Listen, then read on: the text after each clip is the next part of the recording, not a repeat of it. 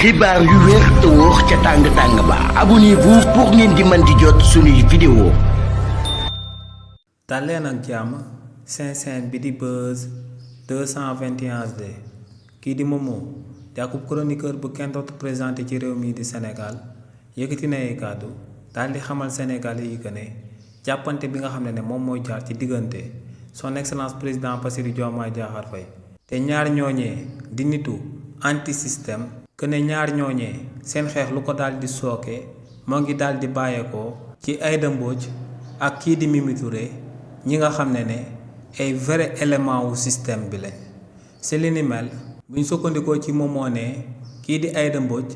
depuis les années 80 la tàmbali di amal politique ci réewu Sénégal nee nag ba muy amal li ni mel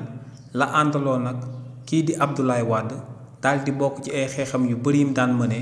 ginnaaw ba mu daan nekk ci opposition bi nee li ni mel moom moo sabab ginnaaw ba Abdoulaye Wade ñëwee ci bopp réew mi en 2012 mu jëloon kookee di Aïda Mbodj daal di koy def ministre de la famille ministre de la famille et du développement social ministre de la transformation industrielle ne ginnaaw loolee bañ demee ci atum 2017 ba Abdoulaye Wade jëlaatee réew mi daa jël kookee di Aïda Mbodj daal di koy jiital ci akub liste jëmale ko ci élection législative yi ñu daan amal ci réewu Sénégal te ne foofu la Aïda Mbodj jaaree daal di nekk député biir assemblée nationale ne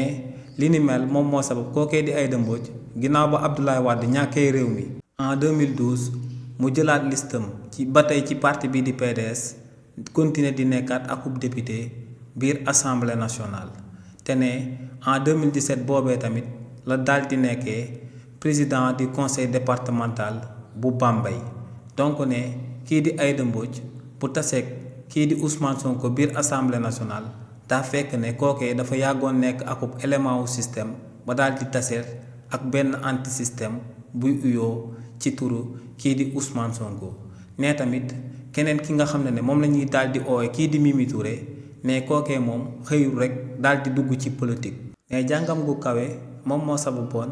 waa ONU daal di koy recruter daal di koy boole seen programme bi ñu dippee Fonds des Nations Unies pour les populations ne foofee mu daal di fay amal ay réformes yu baax ba jéggi dayoo ne en 1995 kookee di Mimi Touré commencé amal engagement am jëmale ko ci xeex àq ak yelleefu jigéen ñi fépp ci àdduna bi daal di ciy amal tamit ay réformes yu am solo au niveau de l'ONU waaye ne même kii di Mimi Touré bu fekkee ne duggut woon ci politique daa amoon ay idéologie jëmale ko ci politique ne kookee di Mimi Touré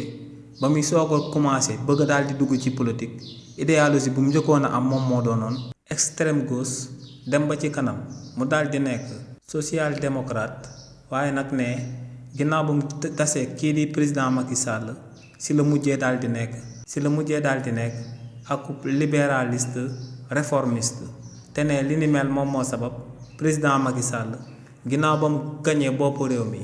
en 2012 mu jëloon kii di Mimi Touré daal di koy def ministre de la justice ndax ne kii di Mimi Touré dafa amoon parcours bu riche jëmale ko ci ONU ak taxawaayam au niveau international ne tamit li ni mel moom moo sabab kii di président Macky Sall ginnaaw ba mu àndeek Mimi Touré ci lu tolloog at mu jël kookee daal di koy def premier ministre ci réewu Sénégal kooku daal di nekk ñaareelu premier ministre jigéen ci réewu Sénégal ginnaaw Mame Madior Boye ne tamit kii di Mimi Touré lu fi président Macky Sall di daan nekk ci bopp réew mi yépp daal di nay occupé fonction yu dul jeex ci biir gouvernement bi ba 2023 si la akub réeroo daal di jaar seen diggante te ne li ni mel moom moo sabab kookee di Mimi Touré en 2024 mu dem daal di rejoindre coalition Diomaye président daal di fay xamanteeg kii di son excellence président Bassirou Diomaye Diakhar Faye di akub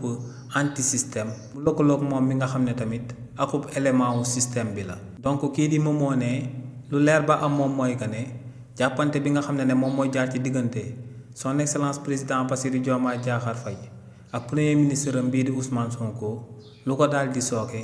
moom mooy ñaari élément yoo xam ne système mu réewu Sénégal moom moo leen daal di meññ te ne ñaari ñooñee actuellement ñoom ñooy jaxase ñoo xam ne ay anti système lañ. xibaar yu wér te wóor ca tàng-tàng ba abonnez-vous pour ngeen di mën di jot suñuy vidéo.